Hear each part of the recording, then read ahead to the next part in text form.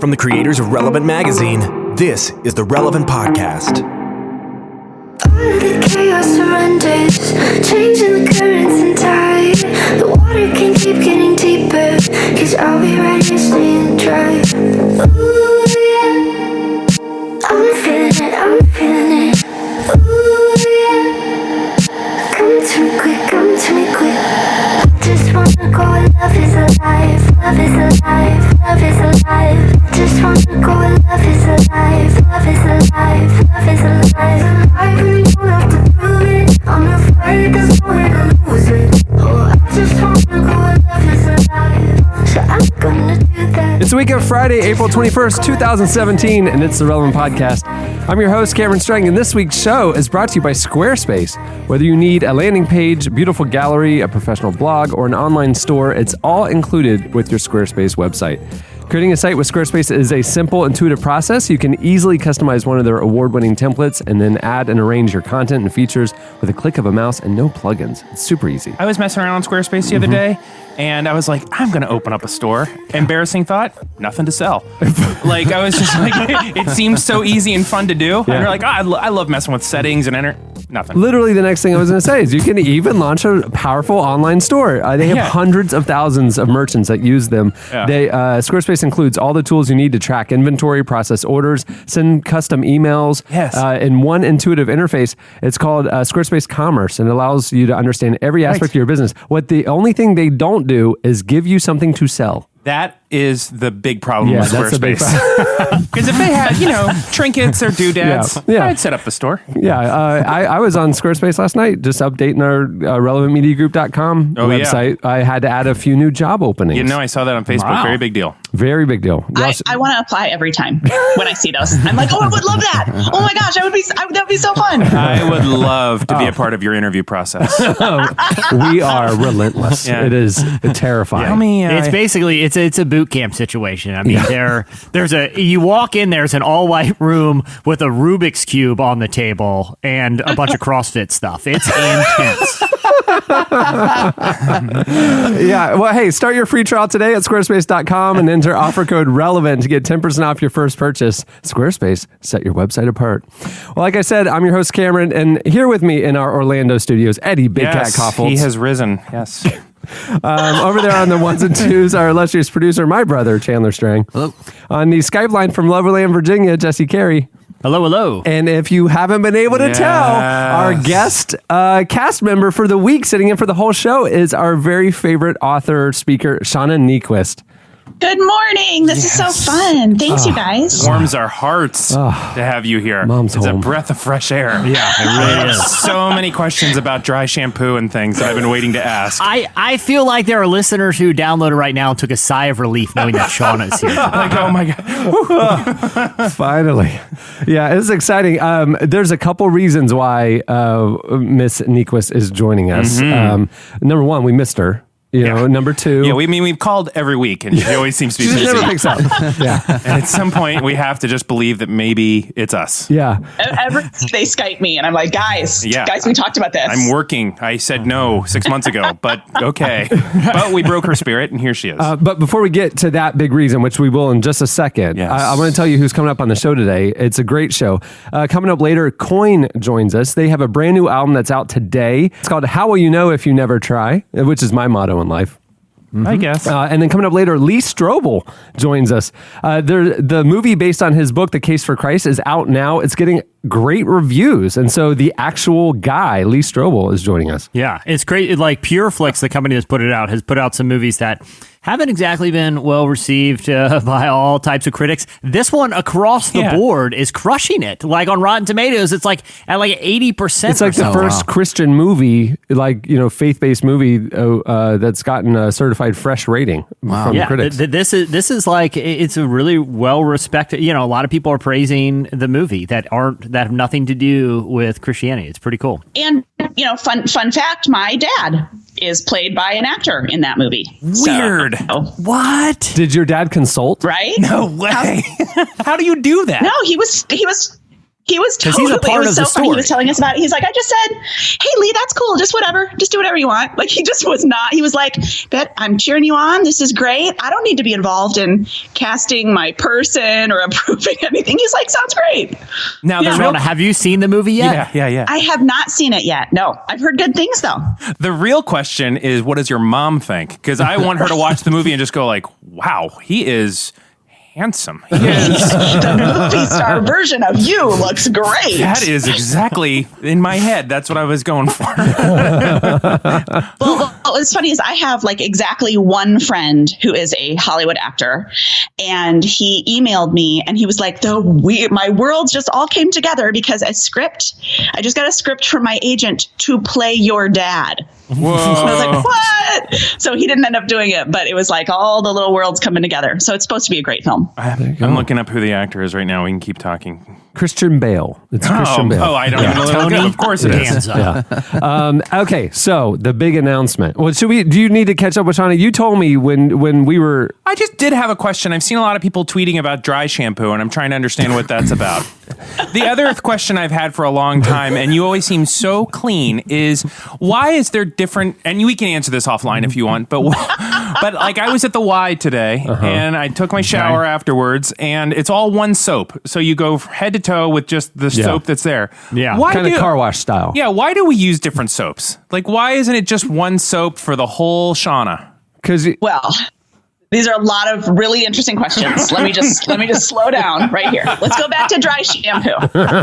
Decades, smart women have been getting away with not washing their hair for a couple days. And if you're blonde, you put a little baby powder in the roots. Okay. And if you're a brunette, you put a little baby powder with a little cocoa powder to make it darker colored in the roots, right? What? Cornstarch works as well. These are just like normal items you have in your house, and they absorb the oil and they make your hair kind of dirty in like a good, messy way. Women have been doing this forever. And then some smart pharmaceutical shampoo person was like, you know what I'm going to do? I'm going to put that stuff in a bottle and make people buy it for $8. And so that's what dry shampoo is. So this has been done for a long time, and this company somebody decides to take this just very ancient idea and put it in a box. I think Cleopatra invented it. Right. Well, I'm not saying it was necessarily like an Egyptian ancient thing, but I am saying women have been doing it for a long time, well before they started putting it in aerosol cans and selling it for, $48 on Sephora or whatever. Yeah. Shauna, I have dry shampoo and dry soap at my house that I use all the time. Dry soap? If a scenario happens that I can't, shower, it's called Axe body spray. It's called Febreze. Oh.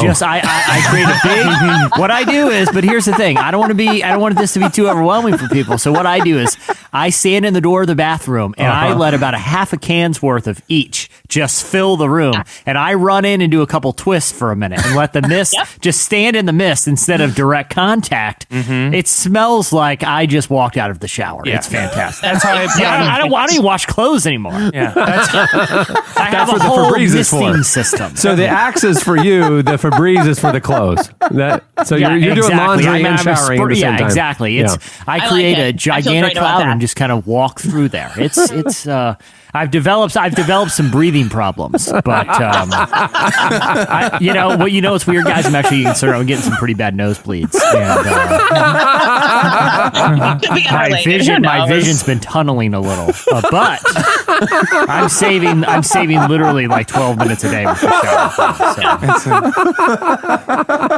So Shauna, it's not to look less oily. It's just to look less like oily because it can't really clean because cleaning would require abrasion.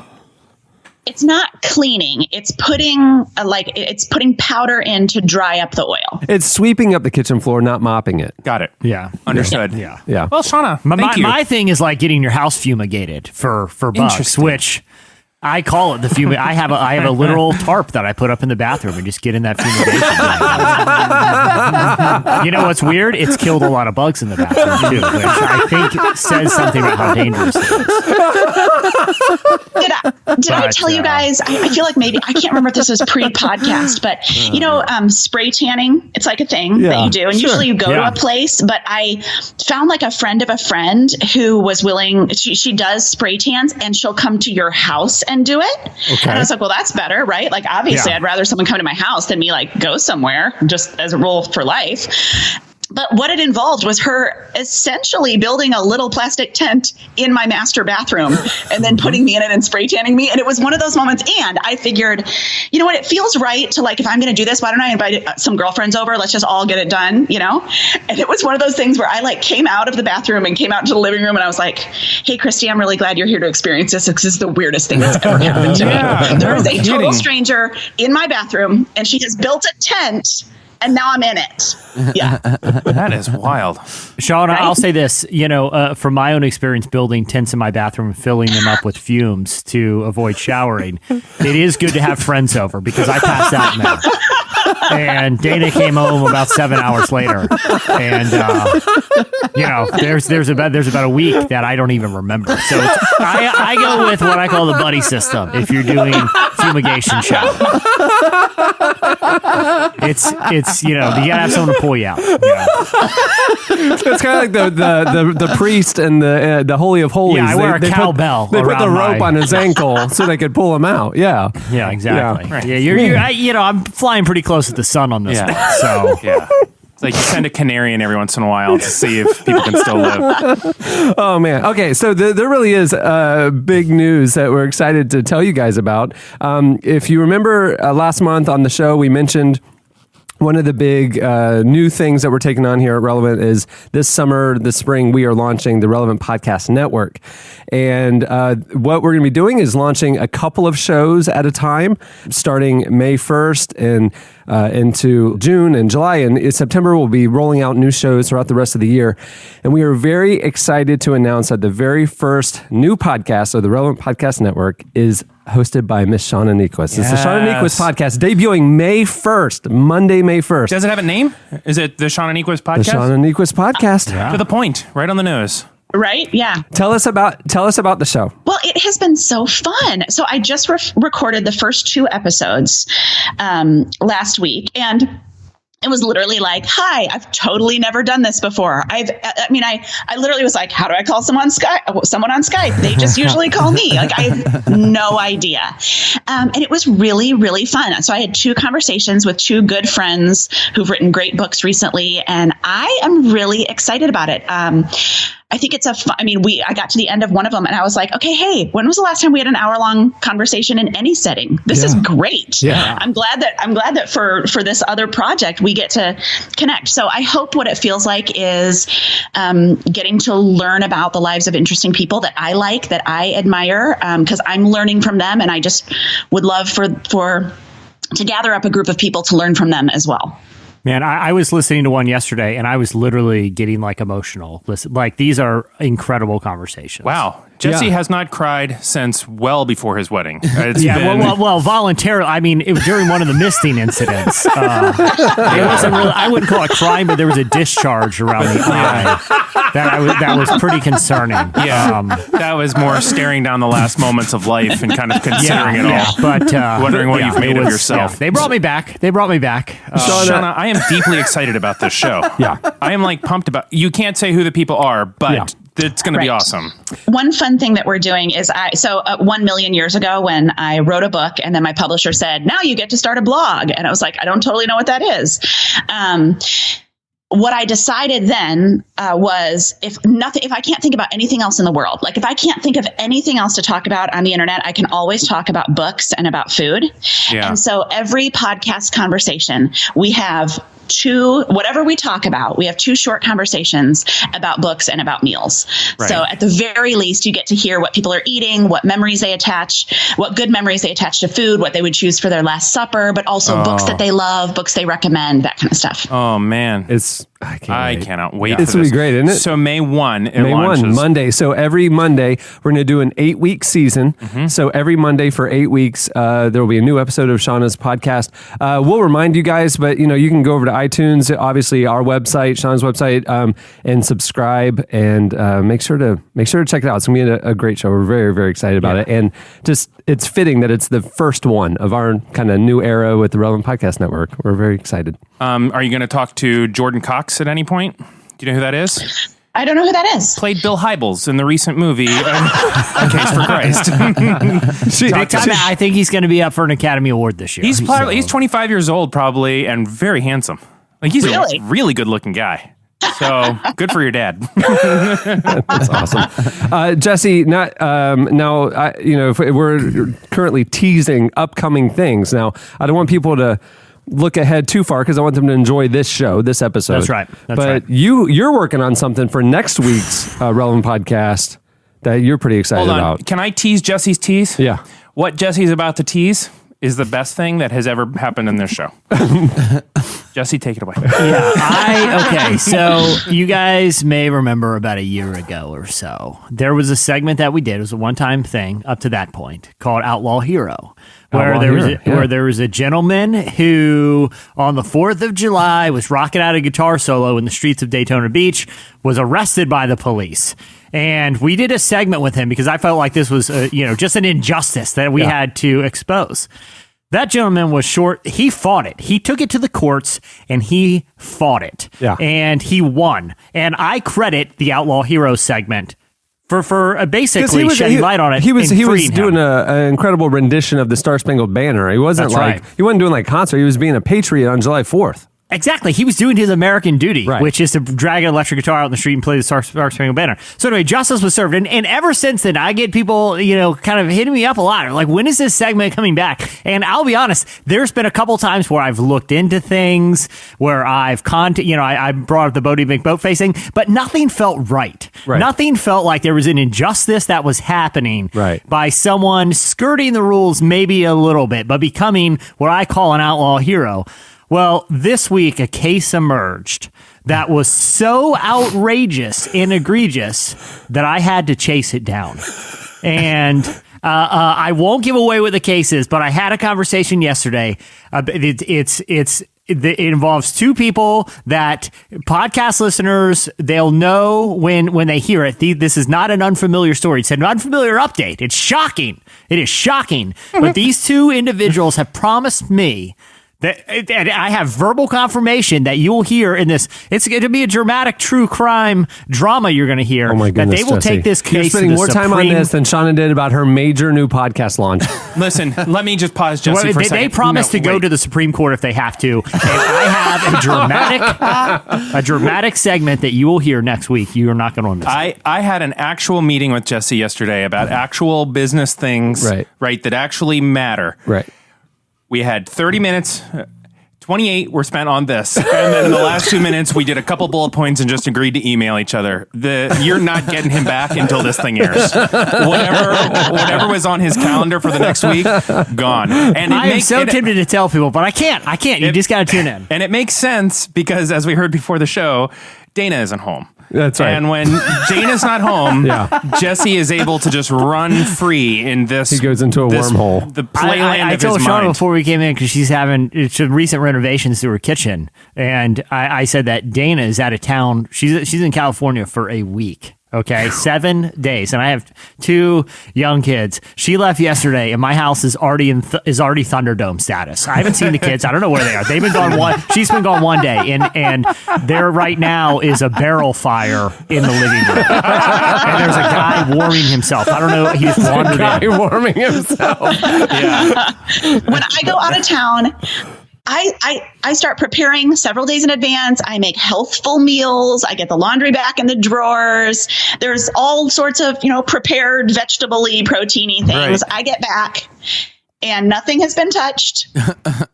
Everything is a disaster. There's like one scented candle burning. That's the we know you're coming home. We understood that you were landing from your flight at some point, so we lit a candle to make it feel like a nice place in here.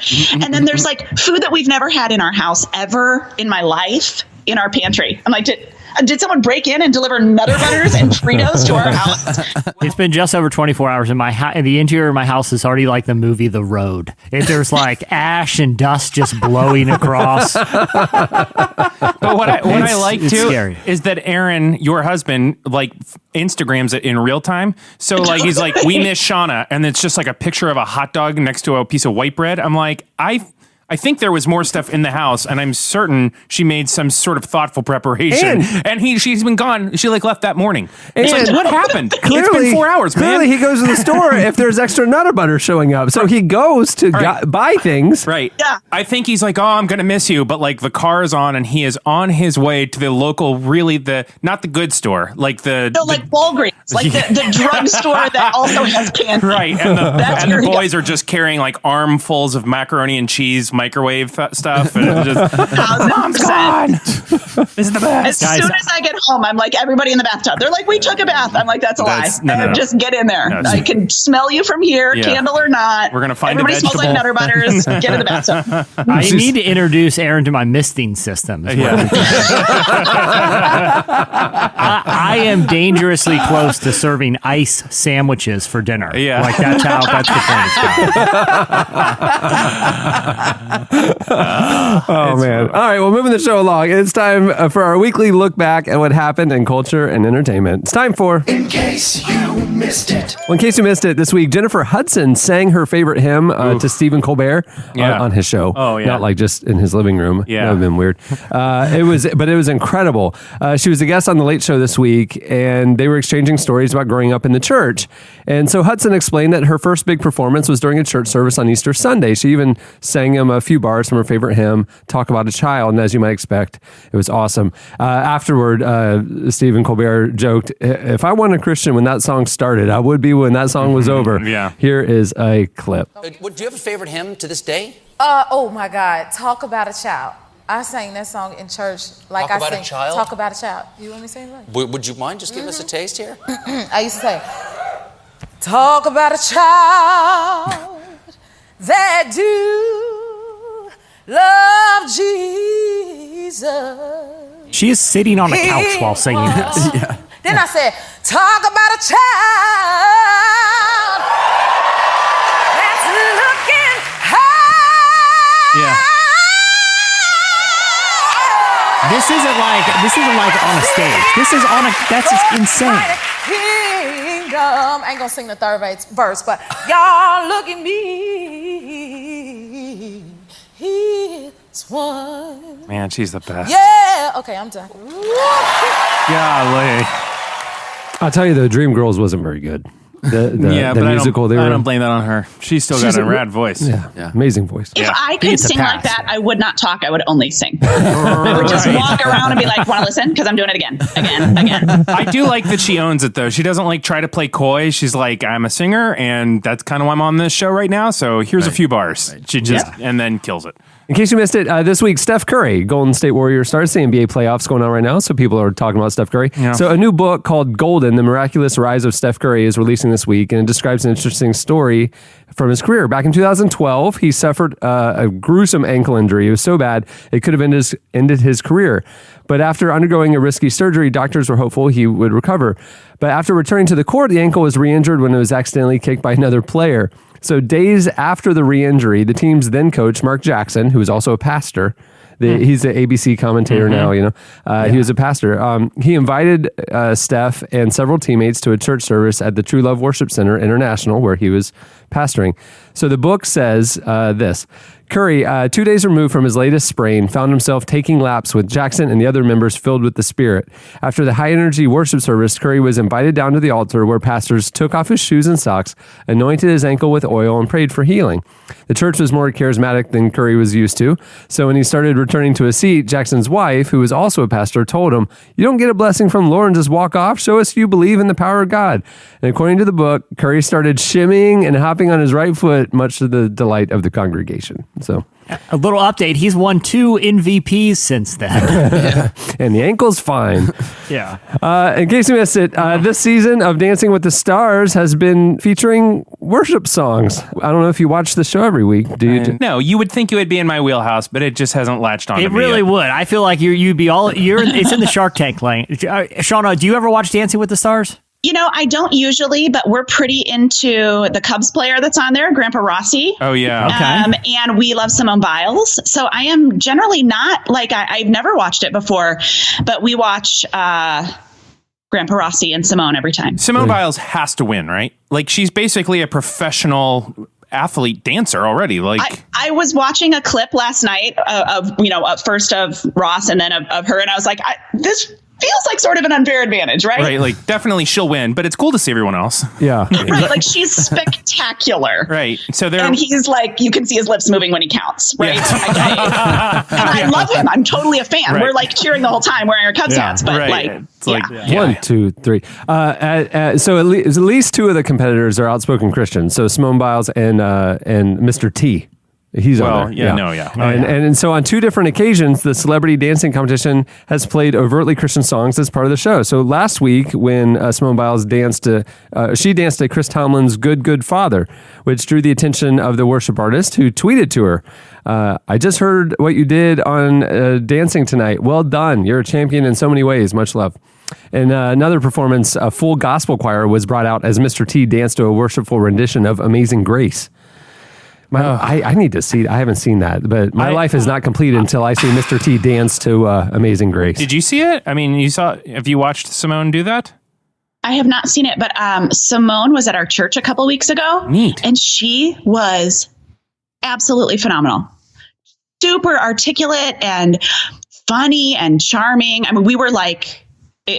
And our entire church was overrun by tiny gymnasts, like millions of them. Oh, yeah. There were like sparkly leotards everywhere. Oh, yeah. Our girls are like in love with her because she's just totally. Because like she is an older woman, but she kind of looks like she could be. You could kind of hang with her if you were 5. Like, and they're kind of like, okay, I could be Simone Biles, but also then you watch her flip around and you realize she's like a singular talent in the world ever. Yeah. There are these amazing pictures of her, and she's not that tall, but she's a lot taller than the legion of tiny gymnasts. Yeah. So it's like her and then like 500 brightly colored leotard little girls. And she's like, she was a very good sport. She's got a great adoption story too. She's awesome. She does. I love her. In case you missed it, previously unheard faith-inspired Prince songs are being released. A year after his death, a collection of, quote, undiscovered studio recordings from Prince are coming out. The EP is called Deliverance, and it features 6 songs, some of which, like the title track, seem to have spiritual implications. So, like the lyrics for the song Deliverance read, "This is not religion, but common sense. It's time for you to get down, get off the fence. And who got the blues? You can ease the pain of a few until God intervenes. Ain't nothing man can do." Prince was a devout Jehovah's Witness, but seems to be a fan of Christian music as well. He even released his own cover of Nicole Nordeman's "What If?" Here's a clip of the new Prince song. You got to understand.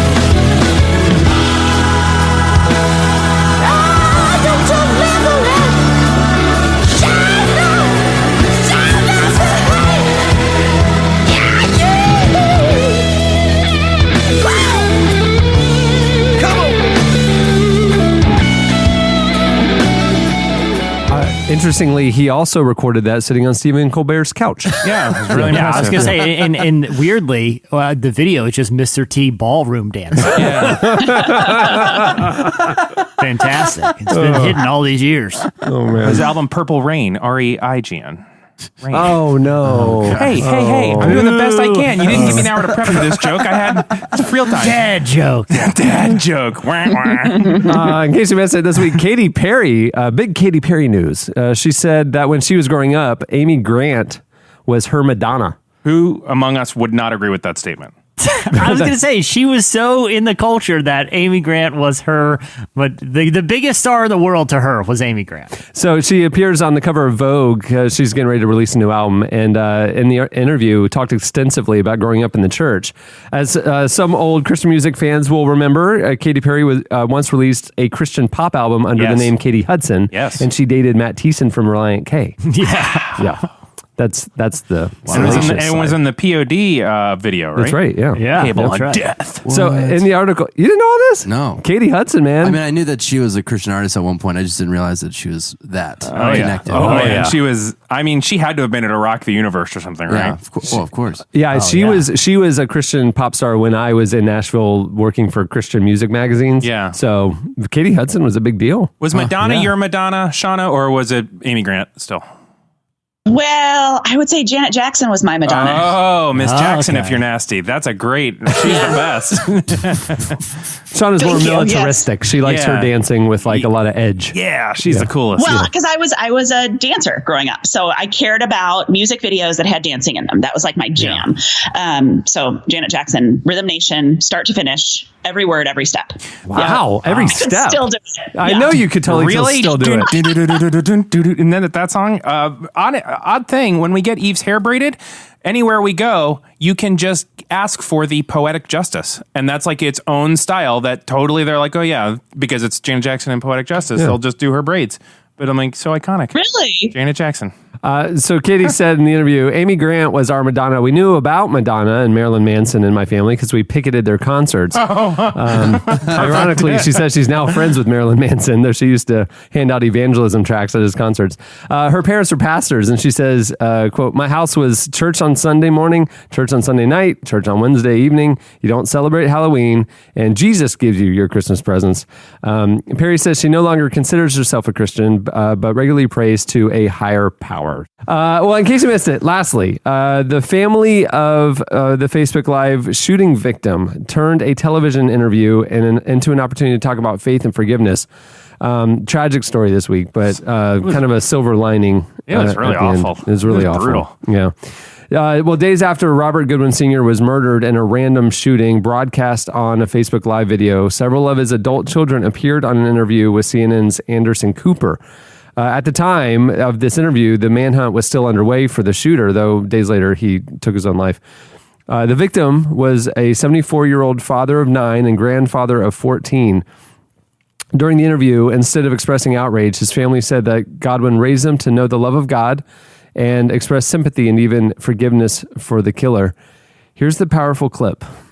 The thing that I would take away the most from my father is he taught us about God, how to fear God, how to love God, and how to forgive. Yes. And each one of us forgive the killer, the murderer.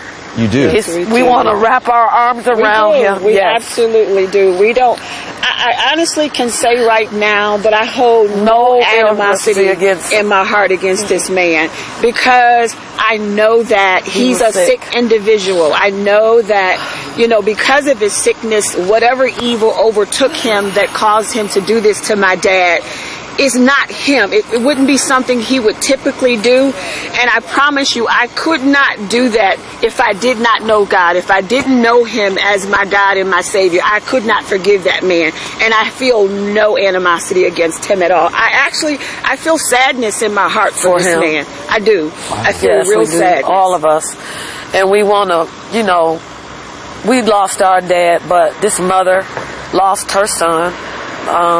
Lost her children. His children lost their dad. That's and incredible, the girl Tanya, that you're thinking about that, even in your time of grief, that you're thinking about them.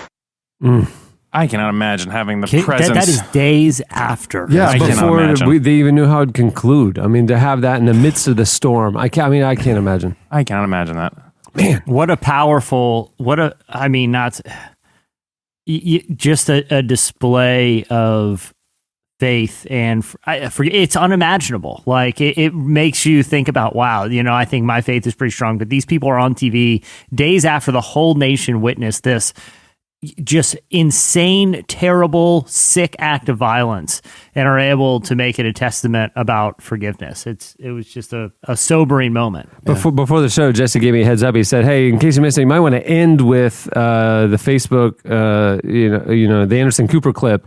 And now I see why it'd be a little tough to go into a little Mr. T dancing bit right after that one if this was like in the middle of the list. It's weird because that's like where my mind was going, but yeah, I understand we're not doing that. Yeah, okay, makes sense. Wow. Well, on that note, that'll do it for In Case You Missed It. Stay tuned. Up next, Slices. You call my truth in the worst way, through the dirty lens of a broken smile, and I swear I'm not a pretender. Sometimes it's love who's the biggest liar, so I keep on damning the devil, and you keep on saying it's alright. Oh glory, I'm a believer. Oh Lord, I'm holding tight, but why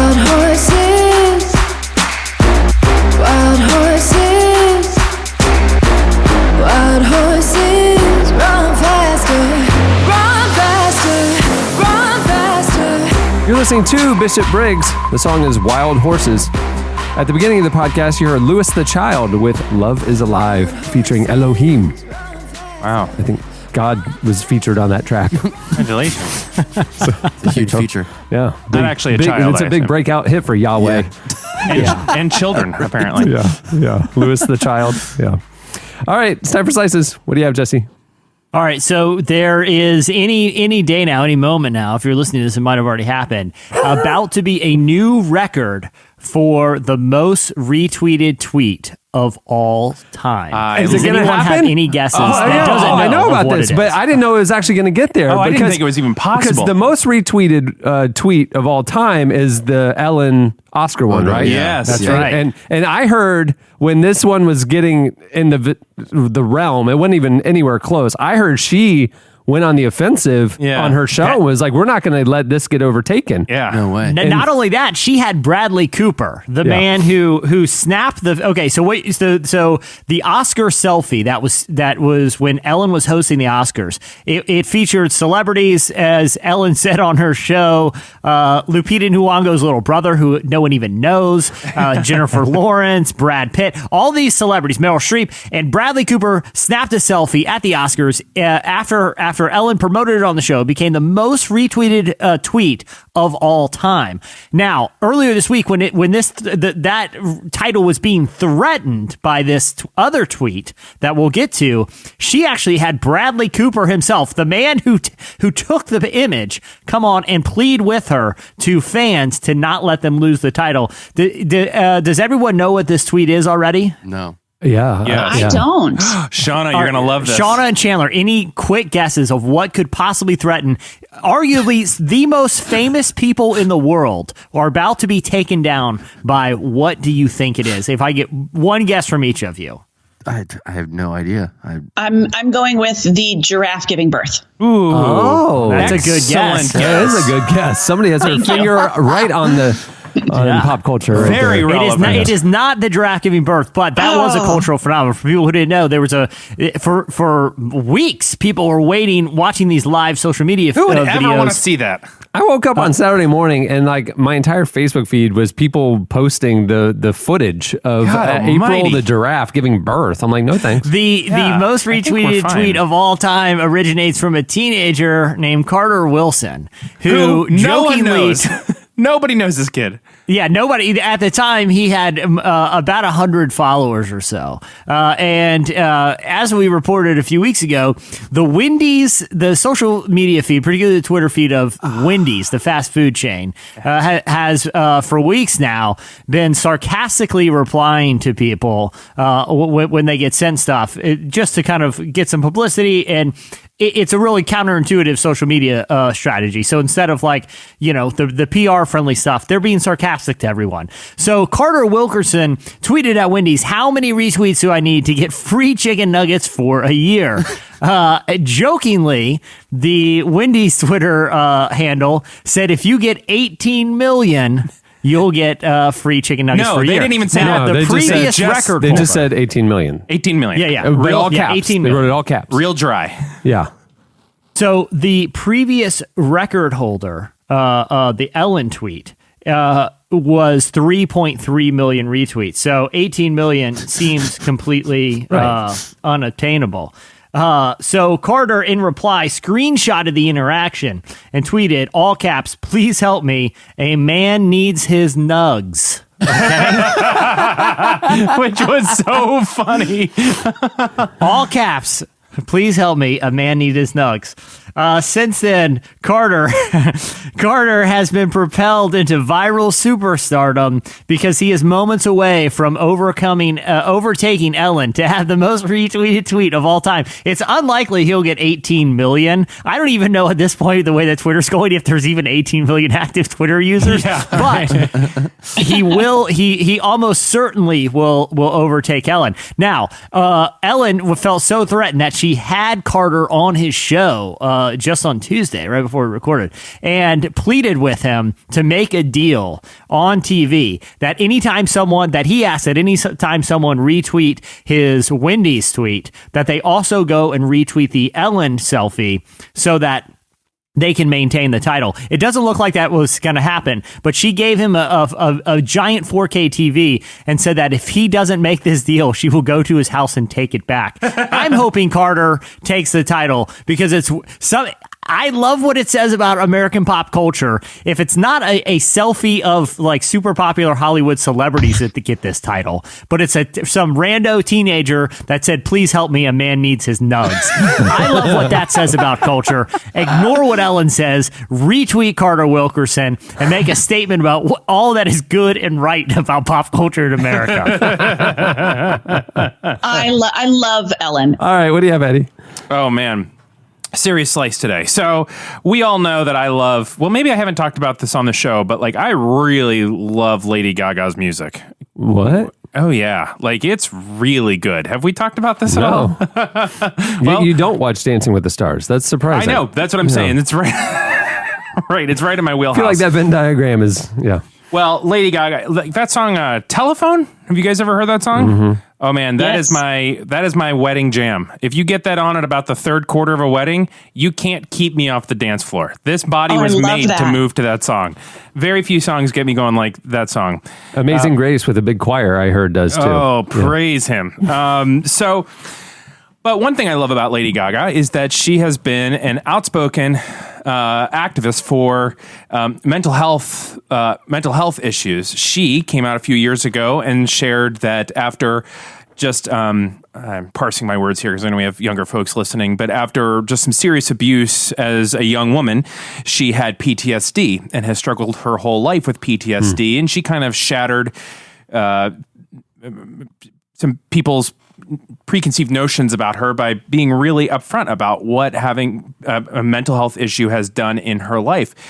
Since that time, she has been just a great spokesperson, both for, she famously did a bunch of work with Joe Biden about campus security and keeping young women safe.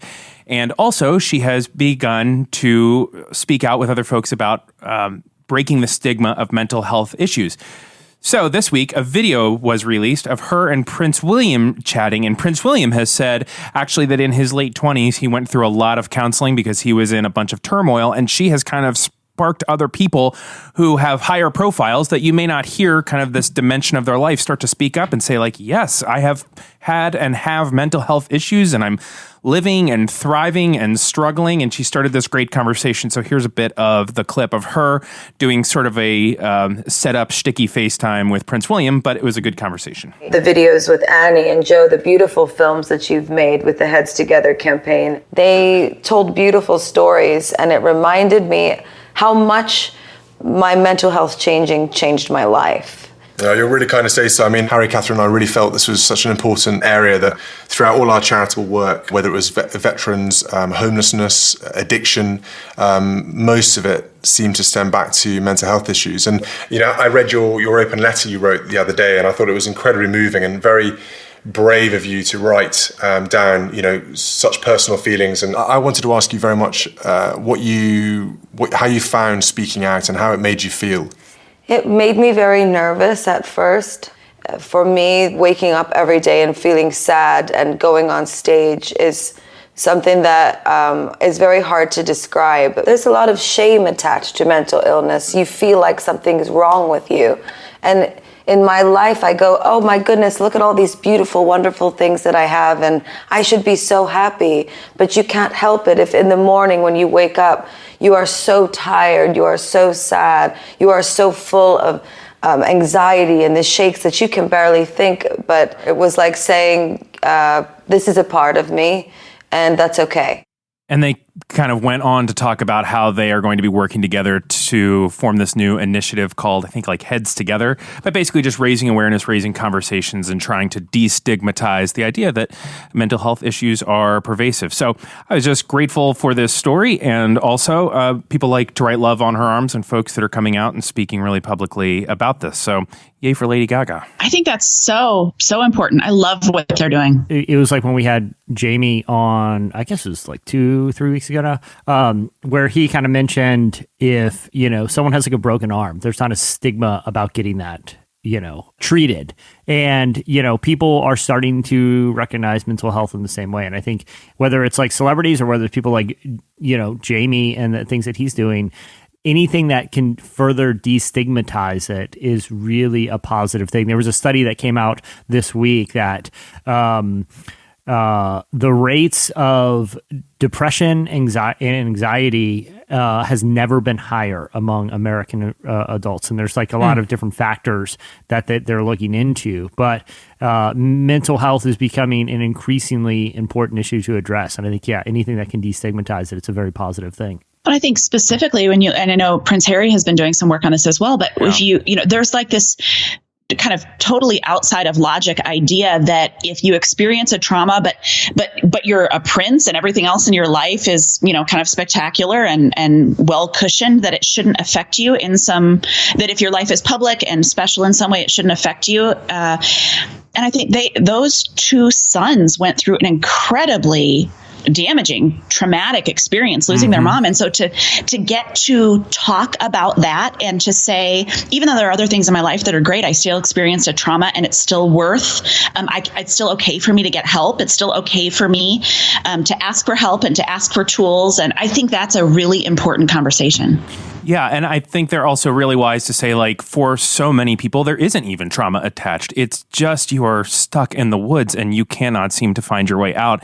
And they give some great resources. And I would be remiss if I did not say, like, there are people listening to the show right now who very likely are feeling like, I have something happening that I cannot seem to shake loose on my own. And I would say, like, go to the Write Love on Our Arms website or NAMI, and there are great resources there, or talk to somebody that you trust and know, because it really is like pervasive and preventable. But the worst thing that can happen is if we just lock up and hold it inside and think that it's helpful that we're too embarrassed to talk about it, because you gotta get help, and there is help available. And I'm glad Lady Gaga is talking about that. And I'm glad that she wrote the song Telephone, because it is so good. Seems like not the appropriate end, but I still really love that song. I was going to end your segment with like playing Poker Face or something. No, I was queuing it up, and then I literally, you guys got all touching, and I just shut down iTunes. I think it's still appropriate. I'm sure we'll find a place for it in the show. No more Poker Faces. That's the moral of that story. Eddie right now is getting disinvited to weddings from friends that are hearing this because they don't want to hear that song played at their wedding. Oh man, that is my jam. Oh man! All right, what do you have, Shauna? Okay, in a completely, totally different vein, you know how passionate I am about all things food and drink. And so there is a new product that I want to tell you about, and it's getting mixed reviews, and I have mixed feelings about it. So it is called, I'm having trouble pronouncing it, Clerkf. Nailed it. I think what this person wants me to call it is clear coffee, but it's spelled without the vowels. Oh, that's so hot right now. It was also the name of a shelf I bought at IKEA last weekend. Yeah, that's right. It's weird. I got that on a vanity plate. There's umlauts all over it. And you know how I feel about abbreviations, about slang, about syntax as kind of a lost and treasured part of our culture. So clear coffee is not really my jam. You don't like abbreves. Really, totes. So I'm struggling right out of the gate with the name, but I am going to push through because I think it's an interesting idea here. So apparently some people want to drink a lot of coffee, but they apparently don't, because it discolors their teeth. I'm just going to tell you right now, I have never even considered that. I'm just like no. As much as possible, put it in my mouth. I don't know. Yeah. I drink as much coffee as Jesse eats chicken nuggets, and my teeth are white and lovely. I don't understand, but keep going. But apparently this is a thing. People want to drink more coffee, and they cannot because it discolors their teeth. And so there are two brothers who have developed what I'm just going to say for my own mental health, clear coffee. Yeah, crystal coffee. That's not how it's spelled, but I'm going to say it that way because it makes me feel better about a lot of things. So and it is world's first colorless coffee drink. Okay. Okay. So picture a bottle of cold brew, but then make it like the color of the white Gatorade, sort of. So it's cloudy like Arctic white. Blast, sort of. Okay. It's like it's like if you took the white Gatorade, and mixed it with a little bit of lemonade and a little bit of water. So it's not clear. There's still the cloudy thing making it opaque, but they've turned it white instead of the It's natural. definitely whitish, yellowish, toward clear, as opposed to like black. That actually seems really nice. So it's clear enough that like in a normal cup of coffee, like let's say for some reason there was like a penny or like a quarter sitting at the bottom of the mug, you wouldn't be able to see it with clear coffee. I don't know why I did it in an accent. that was really weird when I was just trying to avoid the vowels. But you would be able. It's clear enough where you could like see through the liquid.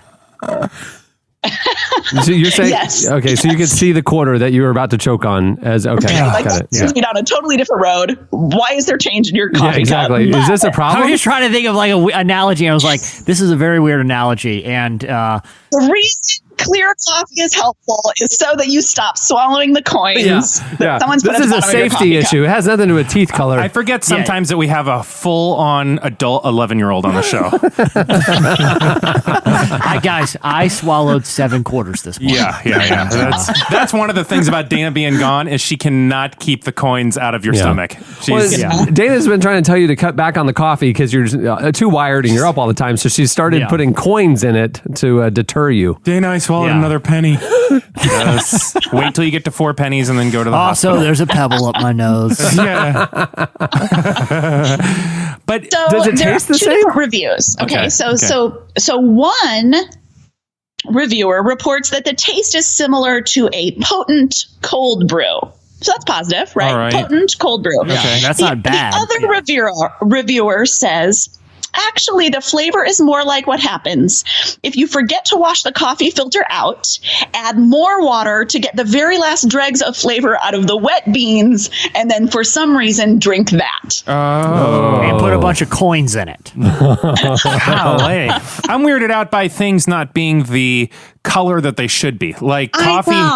And I realize even if it tasted exactly the same, it would be just hard to drink that. It should not be clear. And I don't know why I can't get past just the visual of it. Yeah. They actually say, like, there've been all these, studies and whatever. And they say in culinary, whatever circles, you eat with your eyes first, and that people scientifically have there are foods that they like in other settings, but if they look wrong, they don't like the taste. Weird. So there is like your eyes and your taste buds are connected in that way. And so when something doesn't look the way we expect it to, we also don't enjoy the taste as much. And so I was feeling that same thing, Eddie. Like, I see the idea of this, and I do not want to drink a yellow Arctic snow that tastes like a potent cold brew. That's not working for me right now. Right. It's like Crystal Pepsi. It's just too weird. I get the novelty, but the staining the teeth element, I think, is pretty weak. I'm not going to invest in this. I'm out. Yeah, it's one of the. I was going to say, Eddie, I'm glad you said it just like you're a shark, because what I thought of, it's like on Shark Tank when they're solving a problem no one has. Right. You know what I mean? Like, oh, finally, a way that, my underwear doesn't get all wrinkled in the dryer.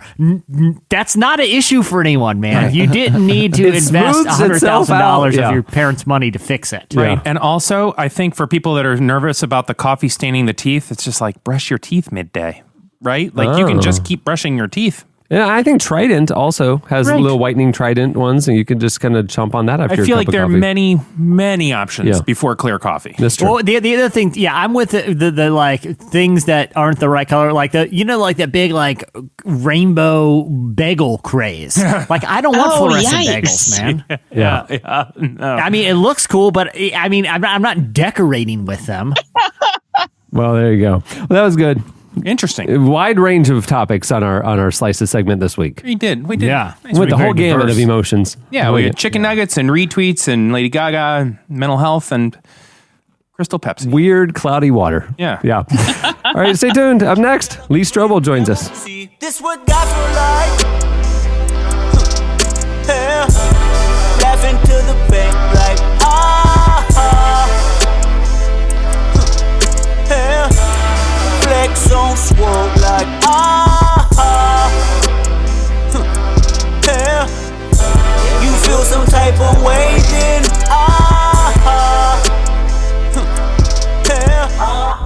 You're listening listening to Lee Kendrick Strobel. Lamar. Oh, The song is God. It's from his new album, Darn It. His new album, Darn It. I listened to that whole album this morning. It is. I listened to the edited version. That's the official stance. Can I say, I told Chandler this I guess me too then. last week. I went to go listen to the podcast early Friday morning, and the night before at midnight, the new Kendrick album had come out. Yeah. So early that morning, I was listening to it like on Spotify or whatever. So I don't know, for some reason, when I opened the podcast file to listen to it, to listen to the new episode of the podcast, Spotify started playing, and it was right in the middle of one of the Kendrick songs that I was listening to earlier. And all I could think is, how did Cameron and Chandler put so much profanity into the intro song to the podcast? Like, how did they both miss this? That is shocking. It's like Jeremiah's back. I didn't realize it was like playing on my computer. I was like, this is, I seriously, it baffles me that this is playing the intro. Spotify also has the edited version of the Kendrick album as an option, Jesse. I didn't realize it at the time. I was just anytime there's an you would start our podcast. Anytime there's an explicit album in Spotify, if a clean version was made, at the bottom of the album it says one more release available, and you click that, and then the clean one pops up. Just FYI. But is there a way to go the other direction, that if I accidentally get the clean one, I go back to the one I want? Probably. Put a whole bunch of swears back in. Yeah, because if anything's going to get me running on the treadmill, I gotta have an E next to every single song. Well, this week's featured interview is brought to you by Blue Apron. Not all ingredients are created equal. Fresh, high-quality ingredients make a real difference, so it's important to know where your food comes from. Thankfully, for less than $10 a meal, Blue Apron delivers delicious, quality food, courtesy of over 150 local farms, fisheries, and ranchers across the U.S., right to your door, supporting a more sustainable food system and setting the highest standards for ingredients. It's no wonder they're the #1 fresh ingredient and recipe delivery service in the country. I've been watching some documentaries lately about like the farm to table importance and no industrial farming. Right. I'll tell you this, not included in this sort of a movement is Wendy's Nuggets. That is the definition of industrial farming. Yeah. Making chicken meat paste and balling it up and selling it to Jesse for 10 cents a nugget. Literally for dimes that I fished out of coffee. So some of the meals available in April from Blue Apron include spinach and fresh mozzarella pizza with olives, bell peppers, and ricotta salad. Oh my! Sweet and sour salmon with bok choy, carrot, and ginger fried rice. This is like Shauna's new podcast. Parmesan crusted chicken with creamy fettuccine and roasted broccoli. Oh, yes. And baby broccoli and fontina paninis with hard-boiled egg and arugula salad. Baby broccoli is my rapper name. Cameron, I really need to get one because things are getting so desperate here. I ate a cinnamon-scented decorative broom for breakfast. That's what I ate for breakfast. At this point, your youngest kid, I don't know how old she is, but she's basically just eating what's around. Just finding what she can. Baby wipes, whatever. We cooked. We literally cooked a box this morning. Check out this week's menu and get your first 3 meals for free with free shipping by going to blueapron.com/relevant. You love how good it feels and tastes to create incredible home-cooked meals with Blue Apron, so don't wait. That's blueapron.com/relevant. Blue Apron, better way to cook. Lee Strobel is a best-selling writer, apologist, and journalist, best known for his book, The Case for Christ, which offers a scholarly and investigative examination of the gospel. The book was recently adapted into a feature film, which is in theaters now, and has drawn largely positive reviews from audiences and mainstream critics. We recently spoke to Strobel about the real story behind the movie and how his real-life investigation led him to faith. Here is Lee Strobel.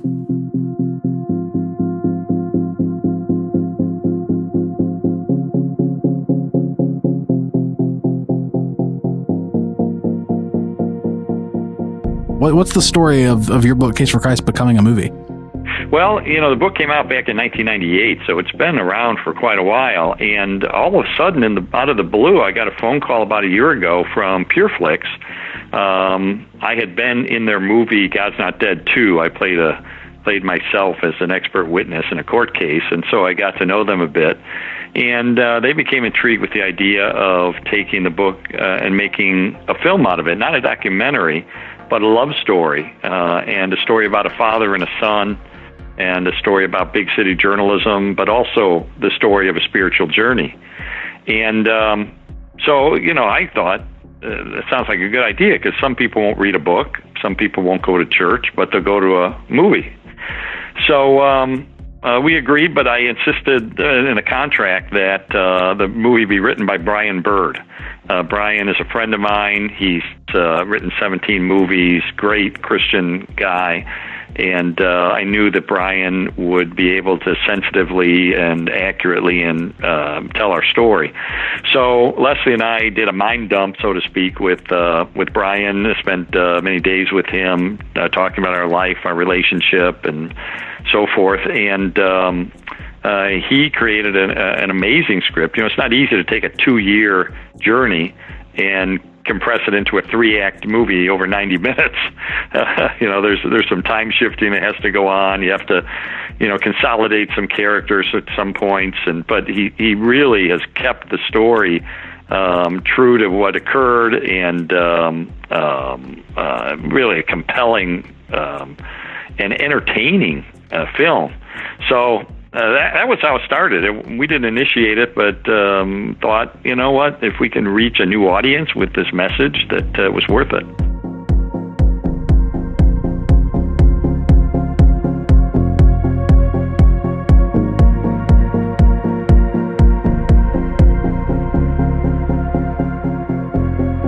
What kind of research, or how would you describe the research you did in terms of getting past that, publisher bias, just this thing and that thing? Yeah, what were the ultimate sources you were digging into? Sure.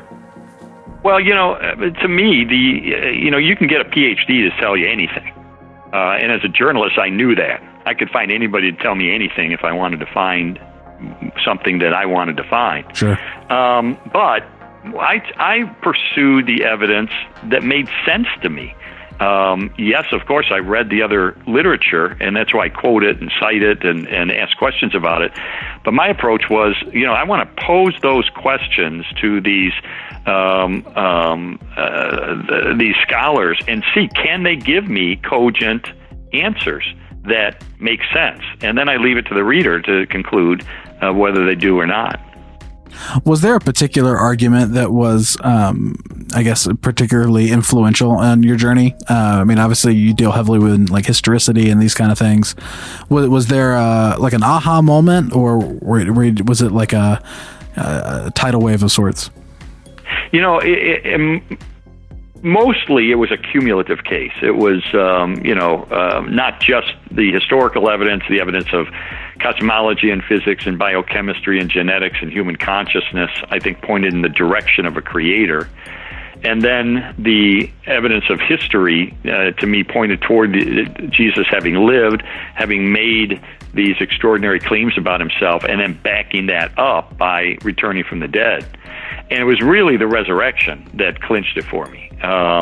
Because, like Paul, I realized that, if this can be falsified, then the whole faith falls apart. So it was the cumulative case for the resurrection that I think was the linchpin for me. When I looked at, did Jesus live? I can find a half a dozen scholars, none of them at any particularly great schools, but I can find you half a dozen scholars who will say Jesus never lived. Look at the evidence. Come on. He clearly lived.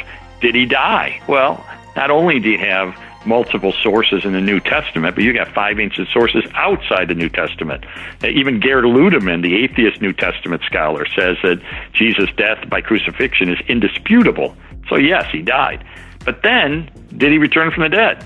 Well, we've got 9 ancient sources inside and outside the New Testament confirming and corroborating the conviction of the disciples that they encountered the resurrected Jesus, including a source that has been dated back by scholars to within months of the death of Jesus.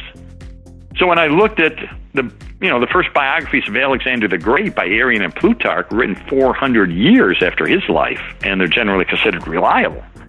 But then I look at this ancient report of the resurrection, mentioning specific eyewitnesses and groups of eyewitnesses that's been dated back to within months of the death of Jesus. And I go, that's like a news flash from ancient history. That's like a scoop, for a reporter. That's good stuff. So, and the empty tomb, that even the opponents of Jesus implicitly conceded that the tomb was empty. So it was really the resurrection and the sources inside and outside the New Testament that I just found compelling, that he not only claimed to be divine, but he backed that up by returning from the dead. And that was really the focus of the movie. That's why we tried to, gosh, in a 90-minute movie you can only, examine so much stuff. So we went down the path of the resurrection, and because it is fundamental, it is critical, it is the linchpin of the Christian faith.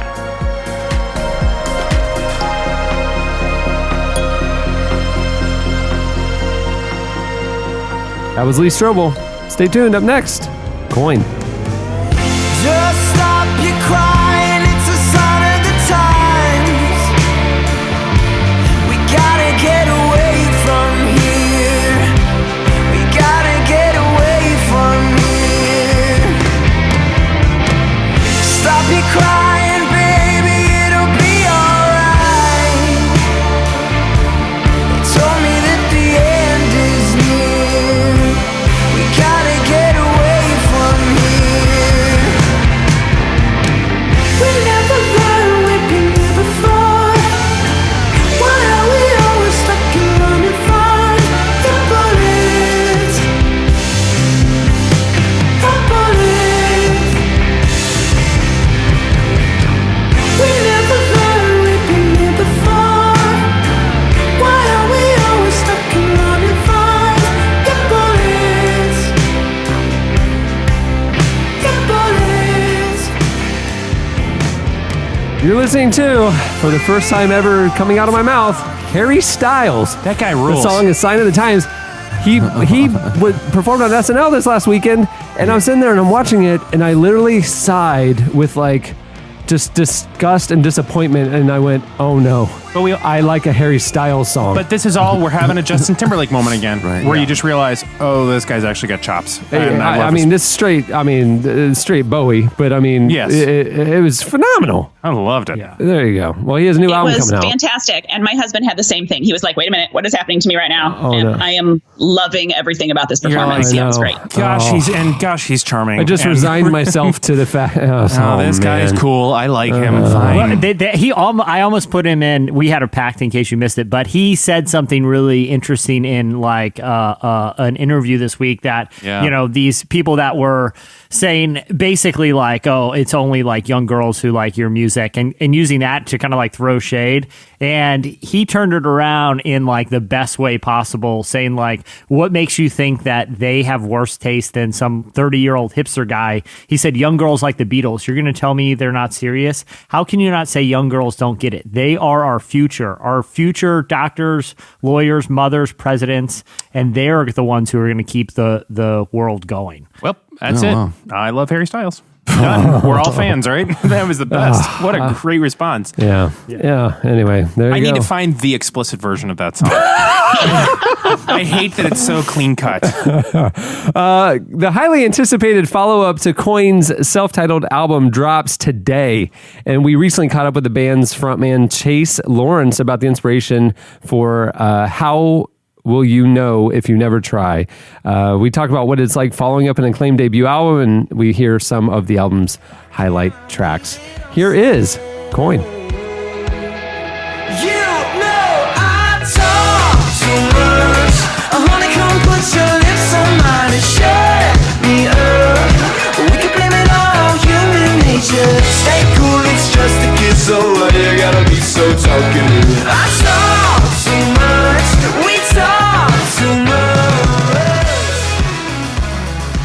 We mostly self-produced this time, and for the last record, we worked with a producer, Jay Joyce, who's a very awesome producer, and like really we learned a lot from him. It was like kind of like that classic rock star experience that you see in like movies, and like where you like lock yourself in a studio for 5 weeks.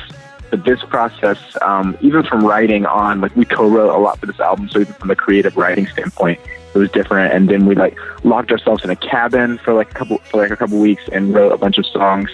And I think the biggest thing, there's a lot of factors really contributing to this, but we wrote for a year straight, pretty much, and wrote over 100 songs. And as for the first album, we kind of had like just our songs to date, which were like, we had like 11 songs to like that we'd written. We're like, I guess this is an album. And this time we were able to really carefully select, you know, the next like 12 songs and make it like the next real chapter of what we want to create.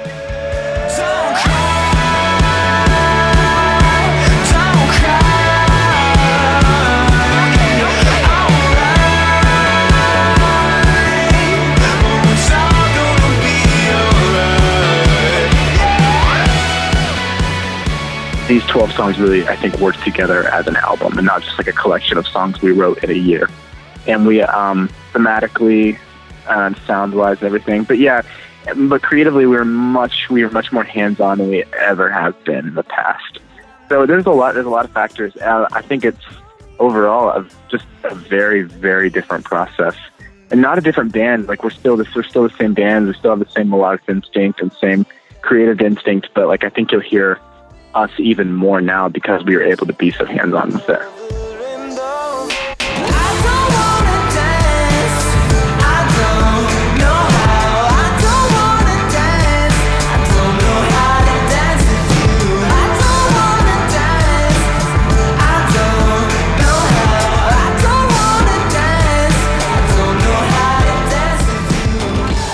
How do you think your sound evolved in the time between the two projects, though? I mean, there's always that tension, right, between like maintaining the sound that people were so attracted to, and then trying to push your art forward, etc. How do you think that went? I think it almost got, for lack of a better word, dumber. We, in a way, I overthink, every tendency to overthink everything. I think we all do in the band to some extent, but I really do. And because we co-wrote with we wrote with a lot of pop writers from the start for this album. Like Joe and I, the guitarist, and I spent 3 months in LA just writing every day with like top 40 pop writers. And like, you know, we wrote hundreds of songs, and not all of them are great songs. Some of them were not us. They were like we were, you know, we obviously spent the time and tried to explore those ideas and like tried to figure out if they really resonated with us. We wrote some songs that were like way too like pop for us. But I think that we are much more, from a lyrical standpoint, these songs are so much more direct than whereas on the first album, there were a lot of things that were like shrouded in metaphors and I think I just graduated from college and I think I'd written one too many English papers. And I'm just, I looked back at lyrics that I loved from like Talking Heads, the Ramones, new wave punk, these punk bands, and like they're so direct, but still not cheesy. And we really learned how to hone that in a year. There is kind of this melancholic lining around this album. But it's at the same time still, you know, like dark. Would you say dark? It's not dark because, you know, if you took one sound to it, listen to it and like, just a glance, basically, you would say it was shimmery, summery sounding maybe. But, you know, if you really take time with it, I think you'll, upon like several listens, there's depth even to the sounds and the production. And I think you can just tell that we spent a lot more time figuring out exactly what we wanted, and we didn't just roll with the first take. And it's definitely a studio album, and we're not afraid of it this time, and definitely a pop album.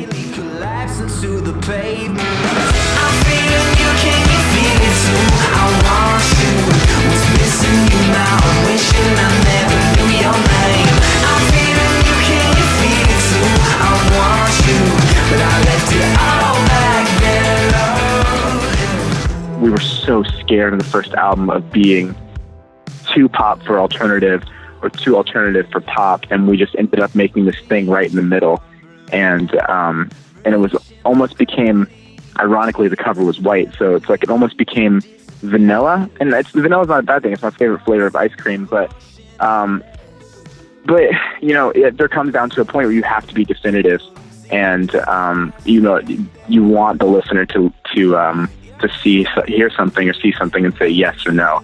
Because if you just get it like a maybe, then like, why are they ever going to come back to it? And so we definitely went this time into this process and made sure that it was going to be definitively yes for us and not just like something we were on the middle of. And I think that's why this album took so much time and so much finessing.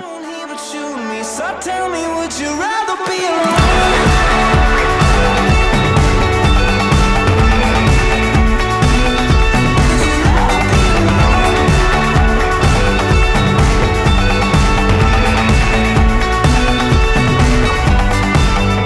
That was Coin. Stay tuned. Up next, your feedback.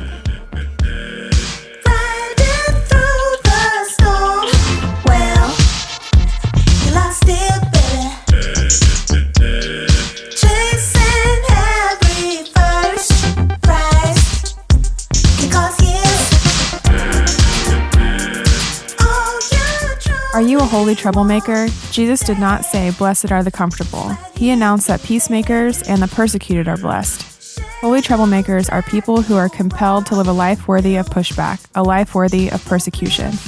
Words from the Hill is an invitation to collude with this counterintuitive Jesus in his upside-down message of the Beatitudes. The book is accompanied by a film and album featuring Amy Grant, Michael W. Smith, and other great artists. Go to thebeatitudesproject.com to get started.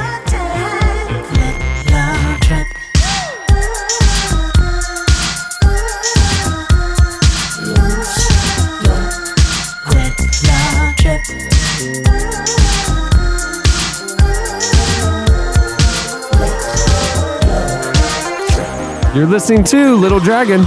The song is Celebrate, featuring AG. I like that song. All right, it's time for your feedback. Before we get into feedback, we usually have our corrections and apologies. Apparently last week, we basically butchered the plot line of Lost. So, oh well. Yeah. I mean, I haven't seen it in like 5 years. You're not supposed to remember all the little intricate details. So, just to be clear, that is neither a correction nor an apology. Yes. And actually, I'd like to... It's an acknowledgement that people called us out. Yeah. I'd like to say, actually, more specifically to my friends Michael and Drew, don't care. Not apologizing. Love you guys. Not going to say a word about it. My favorite thing is that if you see a retweet or whatever from the podcast account, it's usually me. Oh, yeah. And I rarely reply to people.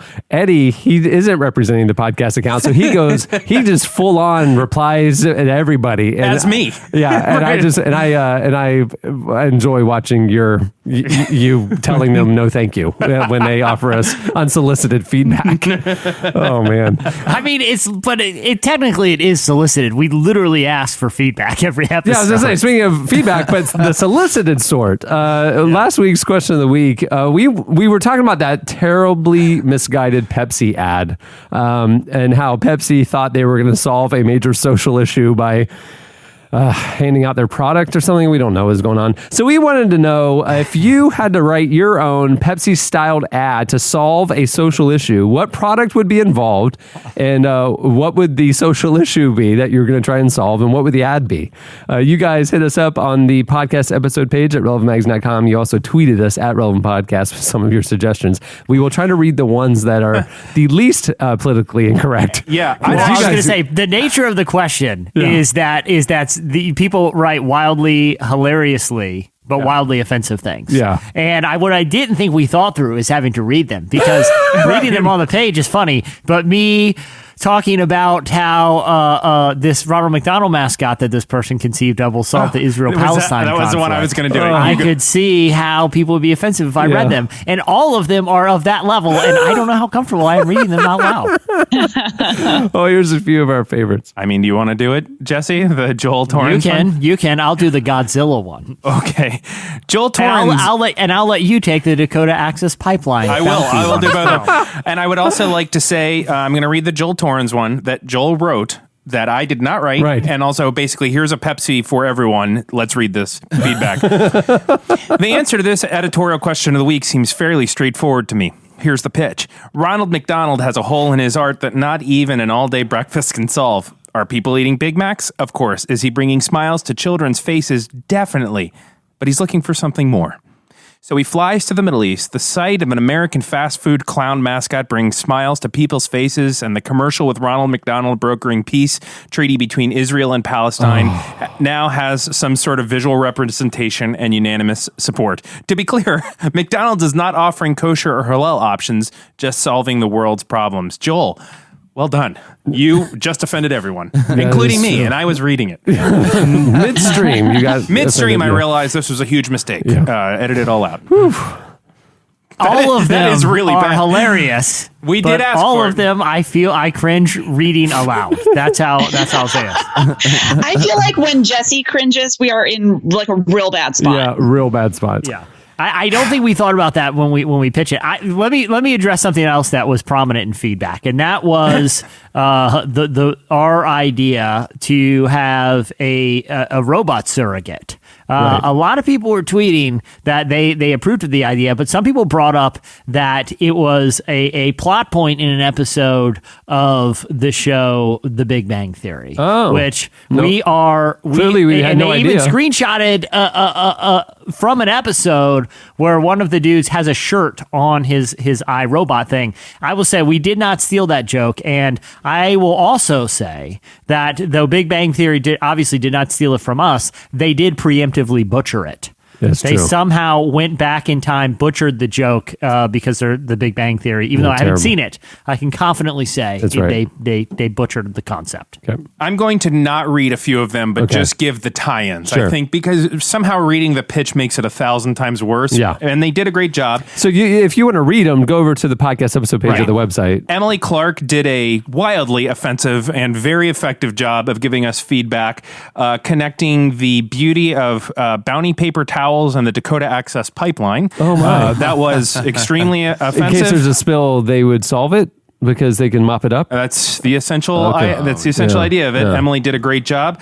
And she says she's a missionary that works right there. Right. So she's allowed to make the joke. She got some but skin I in the don't game. think I'm allowed to read it. Yeah. Michael Lucero, of course, big long rant about Lost. Still not sorry about that. And let's see. I think that's all of it. Okay. Well, there you go. Well, that was a misguided question of the week, so we'll get it right this week. It's time for this week's Editorial question of the week. Hey. Well, earlier on the show, we got talking about unnecessary inventions, things that have been created to solve a problem that nobody asked to be solved, i.e. white coffee. The banana slicer.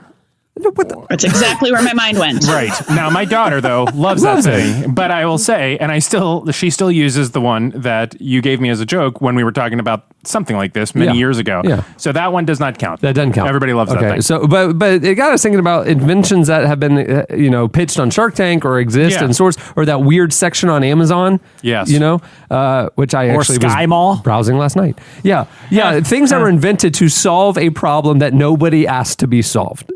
Unnecessary inventions and things that are real, like things you could send us a link to. So we want to know your best examples of inventions or products that were created to solve a problem nobody asked to be solved. You can hit us up on Twitter at Relevant Podcast, or you can send us your finds on the podcast episode page. You can post them right there in the comments, and we will read our favorites and link to them and retweet them on next week's show. Fantastic. Well, on that note, we'll wrap things up. Many thanks to our guests for joining us. Coin's new album is out now. It's called How Will You Know If You Never Try. It comes out today. Also, thanks to Lee Strobel for joining us. The Case for Christ is in theaters now. You should go check it out. Apparently, it's really good. Like date night fodder. And maybe bring your unsaved friends. Yeah. And they made it into a book, and the book is great as well. So yeah, that's right. Thanks to our show sponsors for making the episode possible. Remember, you can start your free trial today at squarespace.com. And then when you decide to sign up for Squarespace, enter offer code RELEVANT to get 10% off your first purchase. Also, thanks to Blue Apron, you can get your first 3 meals for free with free shipping by going to blueapron.com/relevant.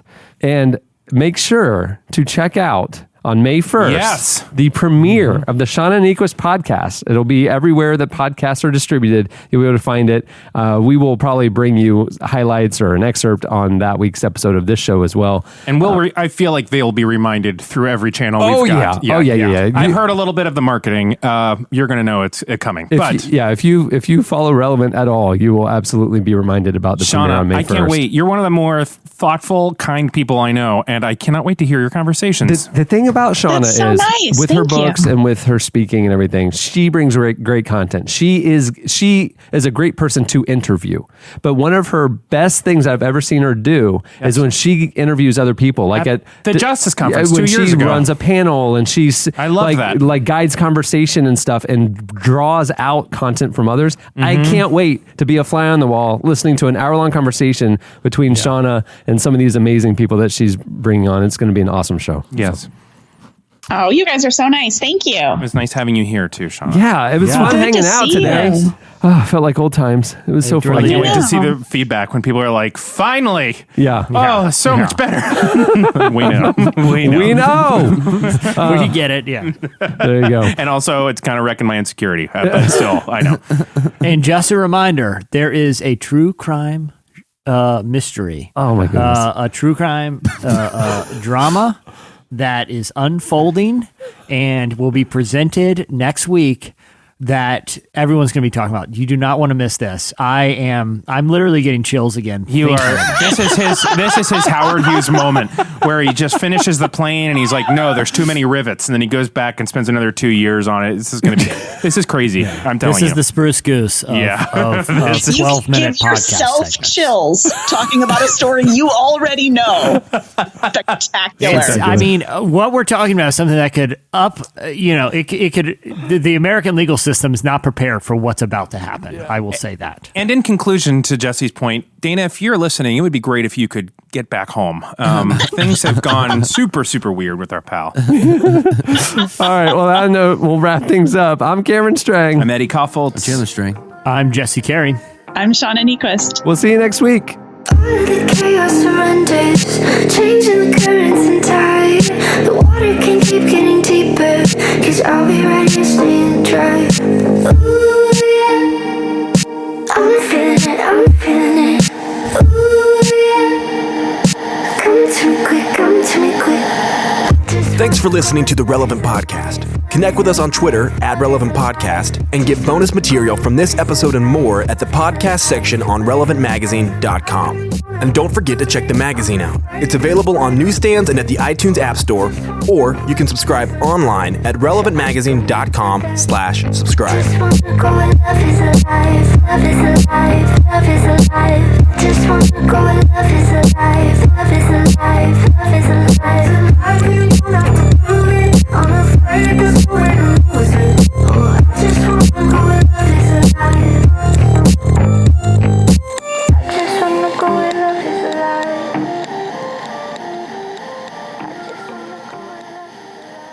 So I'm gonna do that. Guys, I swallowed 7 quarters this morning.